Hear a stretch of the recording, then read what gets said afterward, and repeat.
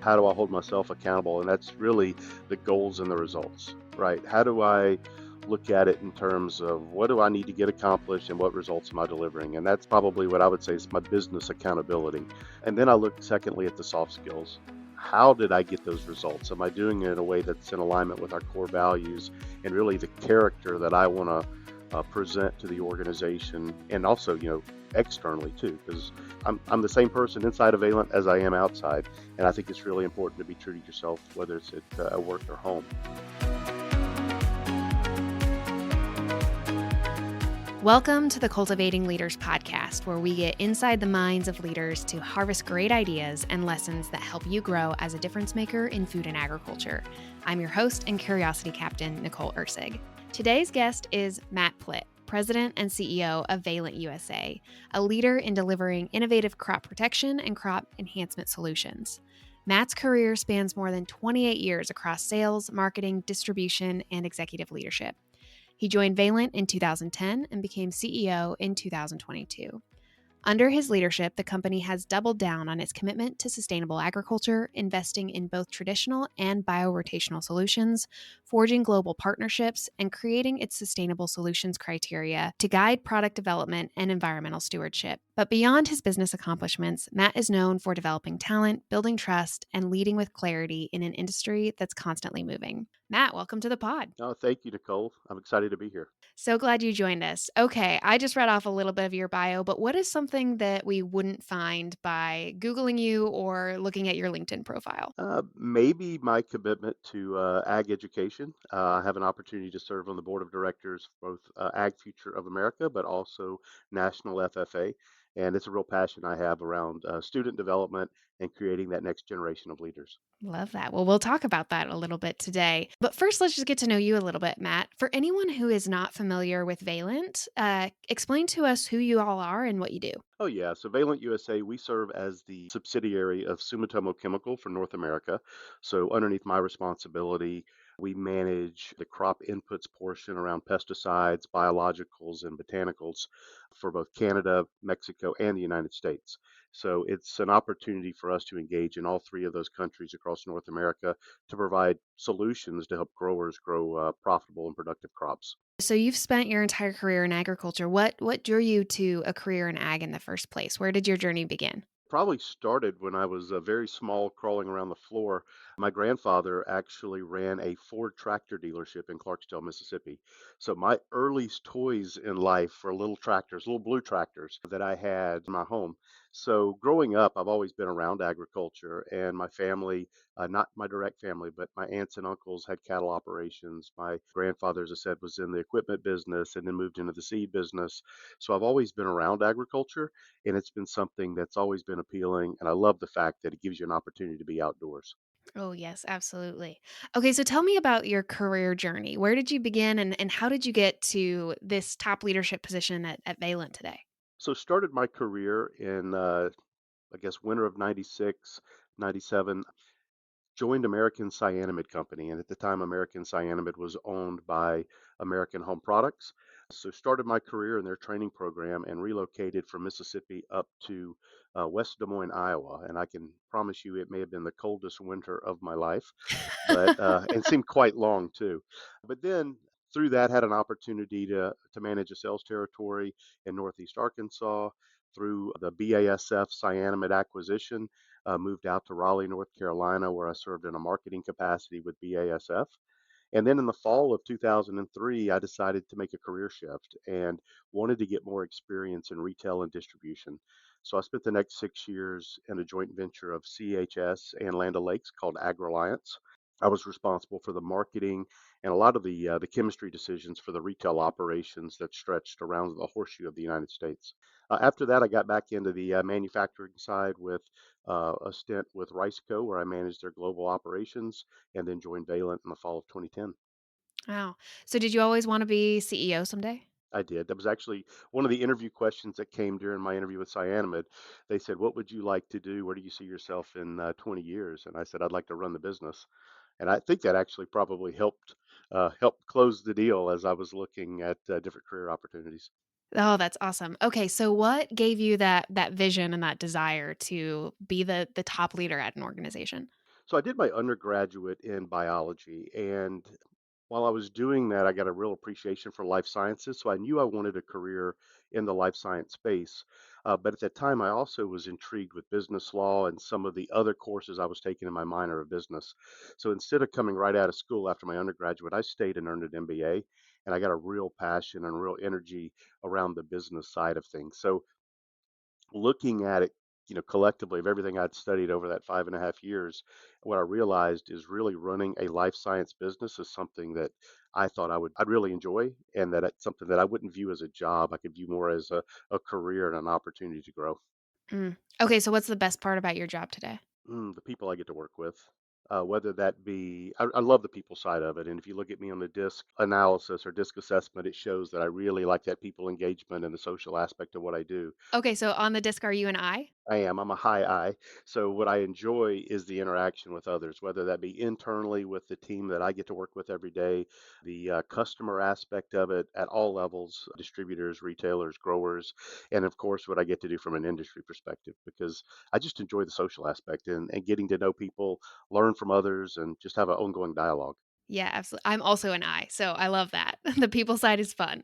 Okay, so what advice would you have for someone else who is on a leadership journey and wants to lead an organization in agriculture someday? Well, there's a couple of pieces. One of the biggest limitations I see today is people don't want to relocate and don't want to get out of their comfort zone. So, for those that are really open to doing things different and taking on new challenges, a relocation, going into a new experience and putting yourself out there, there's always some risk in that, but it can be so rewarding. For me, over my time, I've spent time living in Mississippi, Louisiana, Texas, Iowa, Arkansas, Tennessee, North Carolina, and now California. So for me, each one of those has brought a unique opportunity to create a new network, to learn a new culture, to be around different people. I think that's a big piece of it. Are you willing to get out there and get out of your comfort zone? The other piece, I think, is just being open minded and willing to listen to new ideas, because ultimately that's what's going to drive innovation. Oh, yes. Okay. Totally love both of those things. I'm also someone who's moved around the country quite a bit. And what you just said about cultural differences is so fascinating within the United States itself. And you're right, you create little communities wherever you go. My husband and I both grew up in Oregon, moved to Kansas, then North Carolina, and now Ohio. And you're right, there's many networks all across the country now. So tell me, what is a leadership mistake that you made on your journey and what did you learn from it? Leadership mistake. I'd love to tell you I've never made any, but that wouldn't be that wouldn't be honest. Probably two different mistakes. I would say one is just getting in line and accepting whether they be goals or ambitious targets without really challenging and pushing back on the reality of the marketplace, because that puts not only myself at risk, but it puts the entire organization at risk in terms of expectations. And that's more of an internal type thing. But it's what I've learned is, let's always be honest with senior leadership in your board of directors. Let's talk about what's really going on, and let's not hide from the facts of the marketplace, because if you're not going to be able to achieve the aspirational goals that are put in front of you, everyone's going to be disappointed. So transparency and communication is critical. The other one for me personally has been micromanagement. In my early stages as a manager, especially a people manager, I felt like I needed to really control everything and I needed to have my hands in it to make sure it was done not correctly, but the way I wanted it done. And what I've learned over time is it can have much more of an impact on the business if I delegate those responsibilities to people, give them the guidelines and tell them what results we're really looking for, but then trust them to use their own skill sets and their own intuitions to get to those results in the best pathway possible for them. Do you have any advice for someone who is maybe a newer manager and who struggles to let go of some of those things or may not even realize that they're not letting go? Any advice for driving those decisions down and letting those team members take more ownership so that they can step into a different role or even maybe just be a better manager? Yeah, I think a real critical component of that, we call it the RPI process. It's basically results, progress, and issues. And what this has done for our organization, and this has allowed managers, both new in the management capacity and those that have been around for a long time, to take a different approach where you set that goal, you set the work streams and what the deliverable really is for the employee. And then you meet on a weekly or biweekly basis to talk about the results, the progress, and the issues that are coming up related to that goal. So it forces the manager to step back It allows the employee to go and do their job and focus on the deliverable that they have ahead of them. But all along, it allows the manager to stay in tune with the progress, and it allows the employee to have a transparent dialogue back with their manager around how that project's coming together. So it takes away the micromanagement and allows that transparency and engagement for the manager that they really crave to have. Mhm. Love that. So curious your perspective. If I was a employee at Valent and I felt like I was being micromanaged by my own manager, what advice would you have for me? First, have that conversation with your manager. Go back, sit down, and say, hey, this is what I'm trying to accomplish, but based on the way and the kind of the culture, the atmosphere you're creating, I'm not being successful because of these things. Have a very open dialogue about that. If you're not getting the progress and you're not getting the results out of that conversation that you want, I think you bring that to either their manager, you bring it to HR, and you have more of an open dialogue. The beauty of the organization and the culture here at Valent, we have an open door policy. So we strongly encourage anyone who's struggling, whether that be personally or professionally, especially if it has anything to do with the culture or the work environment, elevate that. Let's have a discussion and put corrective action in place. Yeah. So tell me about the culture at Valent and what are the leadership core values or philosophies that you lead by and you try to create a culture around? Culture at Valence quite interesting because we're owned by Sumitomo Chemical, which is a very large global chemical manufacturer. So we have the luxury of having the great mothership with a lot of resources and infrastructure to support us, but we also have a lot of regional autonomy. So we have some freedom to operate within the three countries that we manage. We're expected to deliver and represent their portfolio along with Valent Biosciences and MGK into the agricultural space. So we got some freedom to operate, which is great. So it allows us to really have an entrepreneurial and I'd say innovative type culture where we're not afraid to bring up ideas and take some risk and try some things that are good for the business and good for our customer base.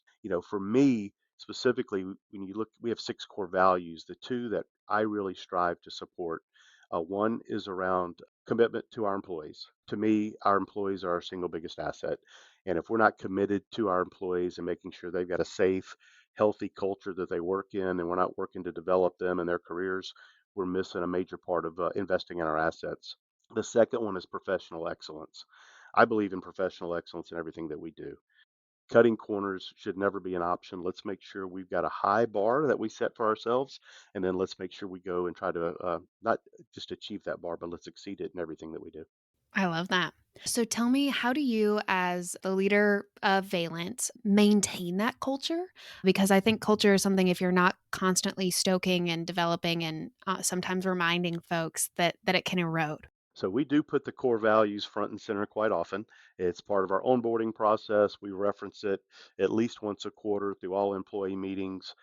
We have a list of behaviors and competencies that come up in our annual performance reviews. So we review the core competencies, the behaviors, core values at our mid-year reviews and at our year-end reviews, how our employees stacking up on the expectations and what we want to see out of those values. So for me, it's about living it out. How do you how do you do it every day and make sure that you're not falling short of those expectations? Because as a leader, if we're not taking those core values to heart and we're not behaving in a way that's positive and productive and what you want others to emulate, it sets a really, really bad example for others. What advice would you have for a leader who is stewarding an organization or maybe a team and they've had a good culture in the past, but they've seen that culture erode and they know that things need to be addressed and maybe reframed and maybe even readjusted for where the business is today? Yeah, I firmly believe you have to address that head on. It's not one of those things that you can sit back and allow the culture to eventually self correct because you control so much of the culture from the top. And that means you, your leadership team, you have to engage the issue head on, understand, what are your biggest hurdles and where you are today versus where you want to be, and then take it head on. Communicate it to the organization, set the right expectations, and then ultimately you have to hold people accountable to it. Absolutely. Yeah. Well, thank you for the thoughts. So, I want to ask about you as a leader. You're just talking about accountability. So, how do you hold yourself accountable as a leader? And who do you turn to for honest feedback? Oh, that's a really good one. So the simple way of how do I hold myself accountable, and that's really the goals and the results, right? How do I look at it in terms of what do I need to get accomplished and what results am I delivering? And that's probably what I would say is my business accountability. And then I look secondly at the soft skills. how did I get those results? Am I doing it in a way that's in alignment with our core values and really the character that I want to present to the organization and also, externally too, because I'm the same person inside of Valent as I am outside, and I think it's really important to be true to yourself, whether it's at work or home. And then when it comes to feedback, of course, I always have a really open dialogue with my supervisor and the board of directors. What do you want me to do different? How can I do things better?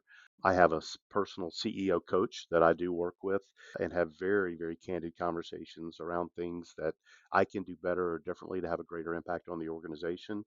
But the true testament to how I'm performing comes from my family, and they give me great feedback. I've got three kids ranging from 16 to 21, and then of course my wife. They give me really, really good, honest, and candid feedback on how I'm behaving at work and at home. Maybe sometimes too honest, it sounds like. Exactly. Oh, yeah, all of our families are great litmus tests for that.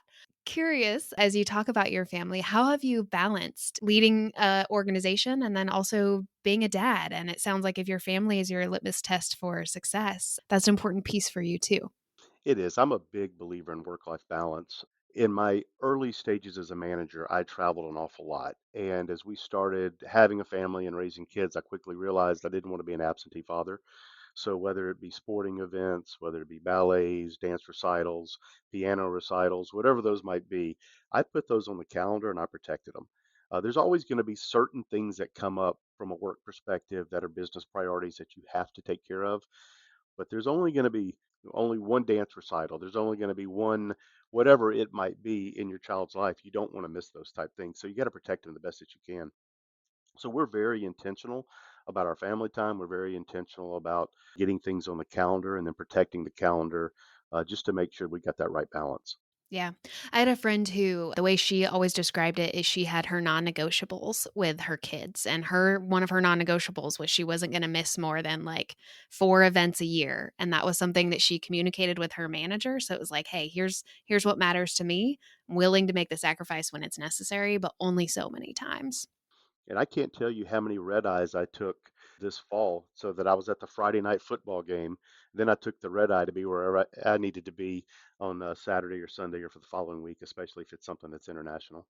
Yeah. I love that you bring that up though, Matt, because it shows that work-life balance is hard work and it's something that you have to work at too. And sometimes it's sacrificing sleep or sacrificing somewhere else, but it's not something that's just given to you by a role or an employer. It's something that you have to protect and work at. And you have to be very intentional about it. If not, the scope creep can happen very, very quickly. Oh, very, very easily. Yeah. Okay, from your perspective, what is a belief or leadership practice that you have let go of over the years because it no longer served you? It would go back to the micromanagement comment.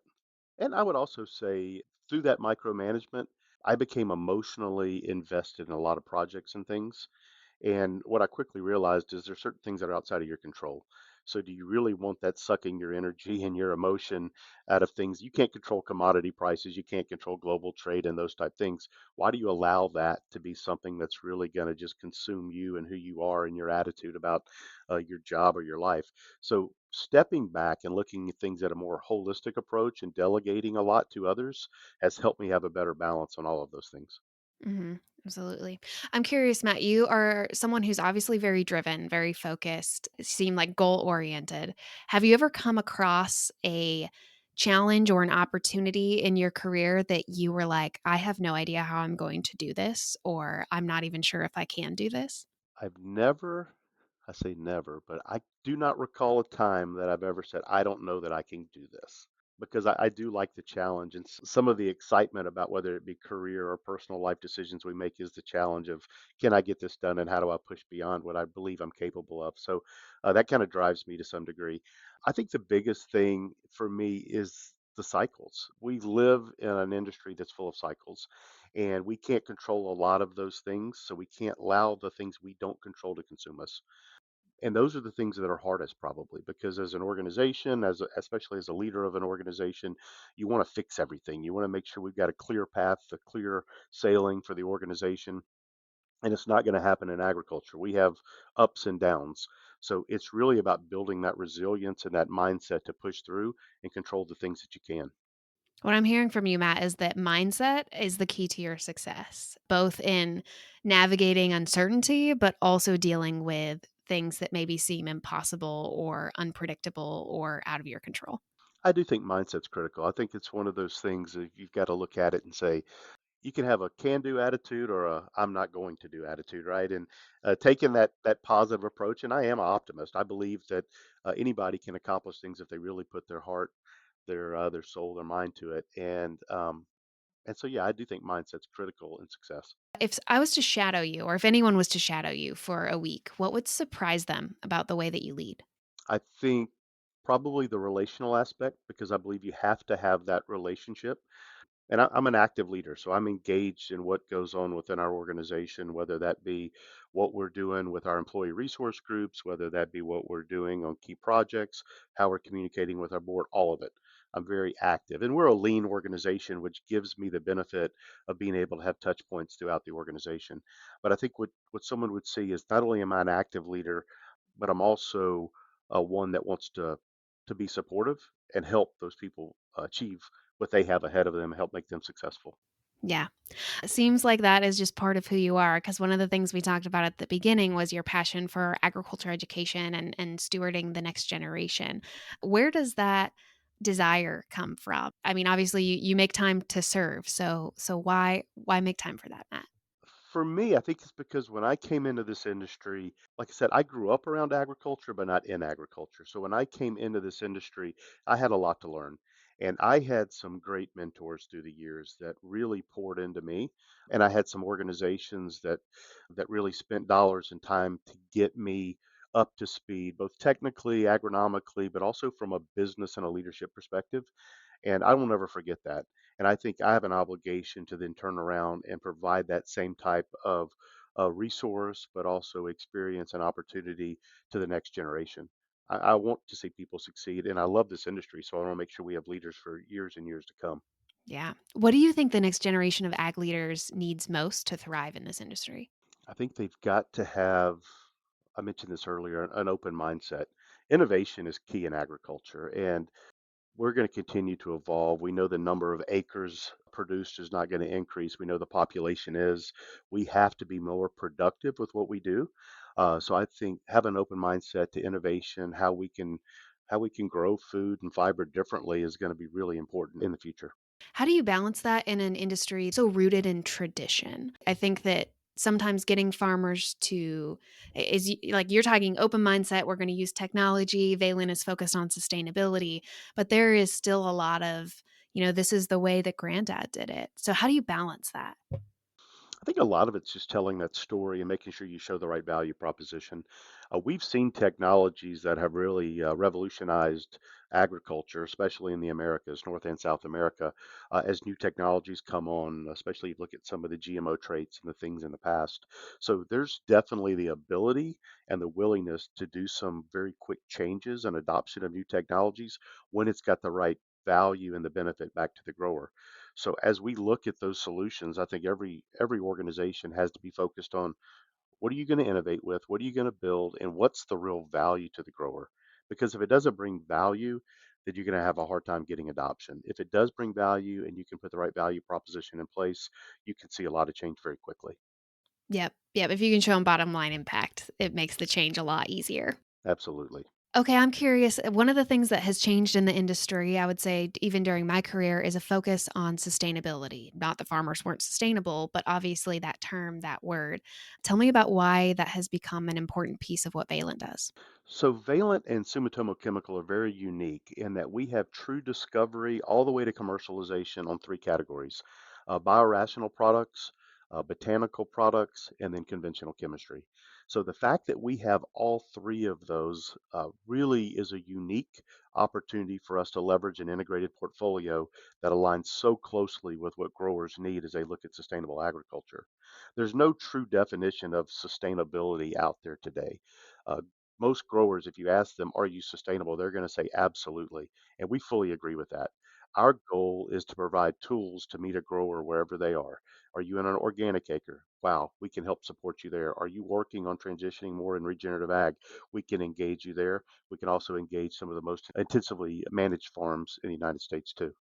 Tell me about your journey with sustainability and what that has looked like. I don't come from the crop world, so you'll have to forgive me, but I can speak from the livestock sector that there has been interest, there has been energy, but also pushback and challenge in how do we turn this into something valuable that someone down the supply chain can use. Yeah, so there's really two questions there. One is, how did we move into the sustainability approach? And then I'll touch on the food value chain as well, if that's all right, Nicole. Yeah, absolutely. So, as we were evaluating our portfolio and our unique value proposition that we bring to the industry, the fact that we do have all three of those categories, the biorational, botanical, and conventional chemistry, is one we said, hey, wait a minute, we can engage anywhere. We had a really strong and still have a very strong position on the organic acres, especially in the fresh markets that occur in the Southeast, in the Rio Grande Valley, and on the West Coast. So we're really proud of that, but we didn't want to be pigeonholed in that space. And as we saw growers that were having to move because of the food value chain and the consumer demands, move more on traceability and move more on how you grow your crop and how that's then sold through to the grain companies and the food companies, we quickly saw an opportunity to move with them. And that's where we said, okay, we can start on this journey with the grower.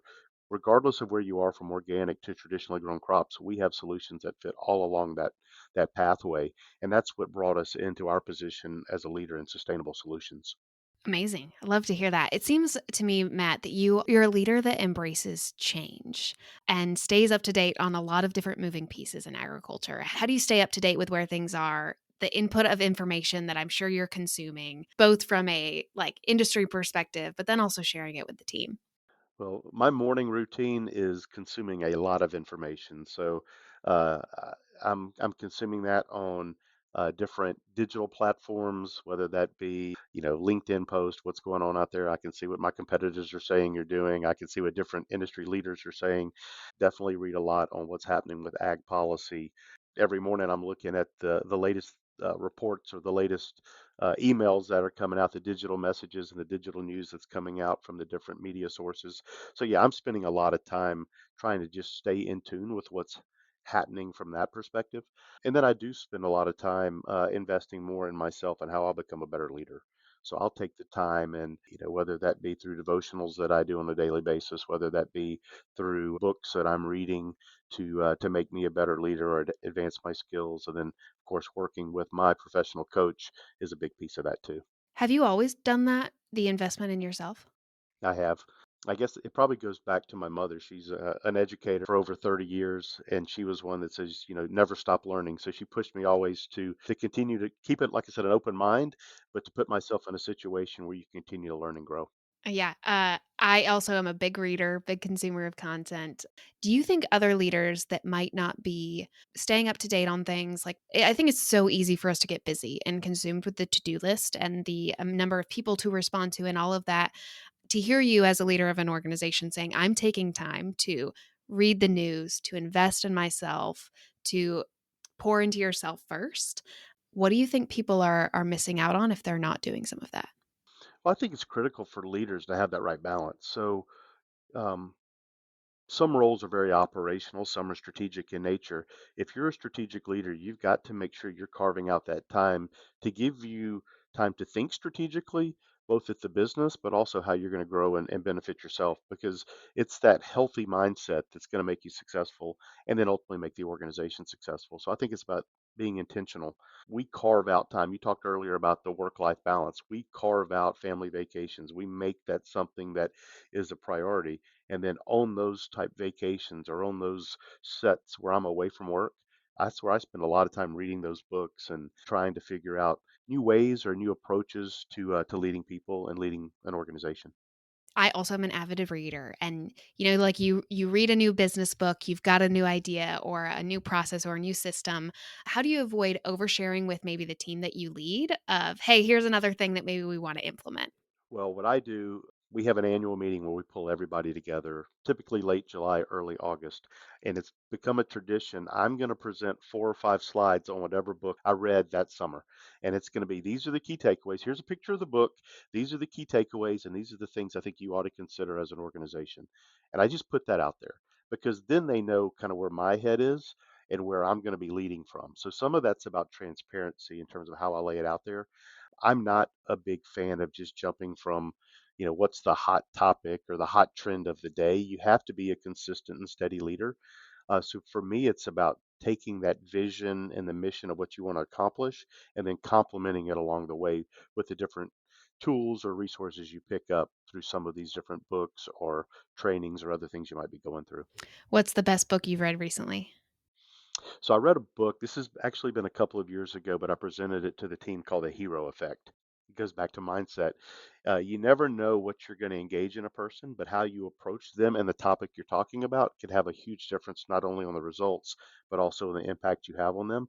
So it really is about engaging everybody with an opportunity to be a more of a solution provider. Awesome. I'm going to add it to the list. It's going to be on my TBR. What you just said, Matt, the hero effect and the impact that you leave on people, being an eye on the disc, you're very relational. What do you hope your legacy is at Valent and maybe on the agriculture industry as a whole? I want it to be about somebody who cares about the business, cares about the people, and was willing to invest in growth and change, whether that be for the organization, for high performing employees, or just for the industry itself.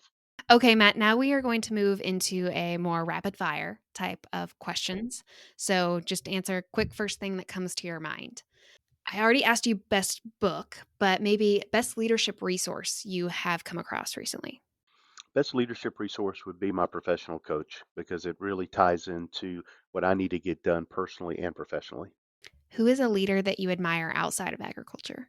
I get this question quite often, and there is not one. I look at leaders and I look at the different pieces that I want to emulate.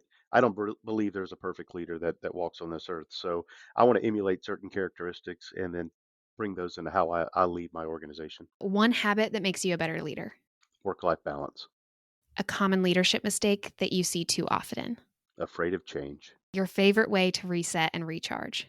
Definitely vacation, whether that's on a beach or walking through the Rocky Mountains chasing elk, something like that. Outdoor vacations. Oh, I didn't know you hunted. Man, someday we're going to have to go down that rabbit hole together.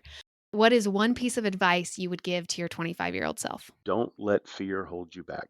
Okay, Matt, we like hot takes at AFA. So, controversial opinions, that kind of thing. Do you have a hot take or bold opinion on leadership or agriculture? Well, hot take on agriculture is we have to tell our story. We're the worst at telling the value we bring to a growing population. I think as an industry, we have to engage, drive policy, but also tell the benefits of all that we do in agriculture to those that are out there consuming the goods that we produce. Yeah, absolutely. Connecting people across the supply chain. Okay, what is one piece of conventional leadership advice that you think is overrated? I have heard some people say don't get close to your employees because if you've got to make personnel changes, then it becomes very complex. I don't agree with that. I think you have to have personal relationships with your team. You need to understand what drive and motivates them, and if you're doing that, you can help change the results and ultimately the trajectory of their career.